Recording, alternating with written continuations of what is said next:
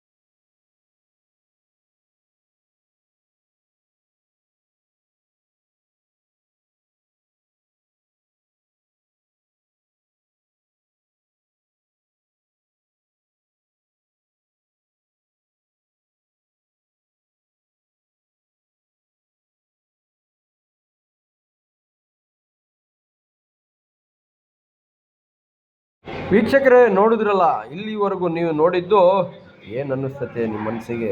ಒಂದು ಹೆಣ್ಣು ಇವತ್ತು ಏನು ಮಾಡಿದ್ರು ಸಾಧನೆಯಲ್ಲಿ ಕೊನೆ ಇಲ್ಲ ಅನ್ನೋದು ನಿಮಗೆ ತೋರಿಸ್ತೈತೆ.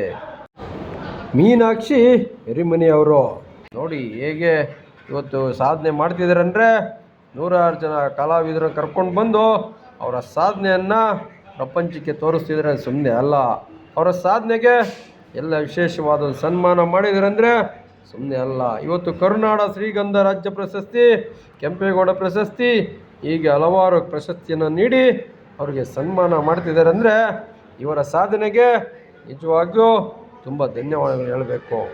ಏಕೆಂದರೆ ಹೆಣ್ಣು ಅಬಲೆ ಅಲ್ಲ ಅಂದರೆ ಇದಕ್ಕೆ ಸಾಕ್ಷಿ ಇವರೇ. ಹೋರಾಟ ಕೈ ಎತ್ತಿದರೆ ಸಾಧನೆಯಲ್ಲಿ ಹಿಂದೆ ಎಲ್ಲ ಅನ್ನೋದ್ರಲ್ಲಿ ಇವರು ತೋರಿಸ್ಕೊಟ್ಟಿದ್ದಾರೆ. ಹುಬ್ಬಳ್ಳಿ ಹೆಣ್ಣು ಅಂದರೆ ಸುಮ್ಮನೆ ಅಲ್ಲ, ಹೆಣ್ಮಗಳು ಇವತ್ತು ಇಷ್ಟೊಂದು ಸಾಧನೆಯಲ್ಲಿ ಮುಂದೆ ಹೋಗಿದ್ದಾರೆ ಅಂದರೆ ಇವರಿಗೆ ನಮ್ಮ ಮಾಧ್ಯಮದಿಂದ ಯಾವ ರೀತಿ ಕೃತಜ್ಞತೆ ಹೇಳಬೇಕು ಅಂತ ಗೊತ್ತಾಗ್ತಾ ಇಲ್ಲ. ಇನ್ನು ಮುಂದೆ ಇವರ ಸಾಧನೆ ಹೀಗೆ ಮುಂದೆ ಹೋಗಲಿ, ಇವರ ಸಾಧನೆಗೆ ಯಶಸ್ಸು ಸಿಗಲಿ, ಎಲ್ಲರ ಆಶೀರ್ವಾದ ಇವ್ರಿಗಿರಲಿ ಅಂಥೇಳಿ ಹುಬ್ಬಳ್ಳಿ ಶ್ರದ್ಧಾ ಫೌಂಡೇಶನ್ ಅಧ್ಯಕ್ಷರಾದ ಮೇಡಮ್ ಅವ್ರಿಗೆ ಭಾಳ ತುಂಬ ಧನ್ಯವಾದ ಹೇಳ್ತಾ ಇವತ್ತು ಎಪಿಸೋಡ್ ಮುಗಿಸ್ತಾ ಇದ್ದೀವಿ. ಇವತ್ತು ಎಷ್ಟೊಂದು ಈ ಪ್ರಶಸ್ತಿಯನ್ನು ಅವ್ರು ನೀಡಿ ಗೌರವಿಸಿದ್ದಾರೆ ಅಂದರೆ ಇದರ ಸಾಧನೆ ಕೊನೆ ಇಲ್ಲ. ಇಂಥ ಸಾಧನೆ ಇವರಿಗೆ ಹೀಗೆ ಮುಂದೆ ಹೋಗಲಿ ಅಂತೇಳಿ ನಾನು ಇವತ್ತು ಎಪಿಸೋಡನ್ನ ಮುಗಿಸ್ತಾ ಇದ್ದೀನಿ.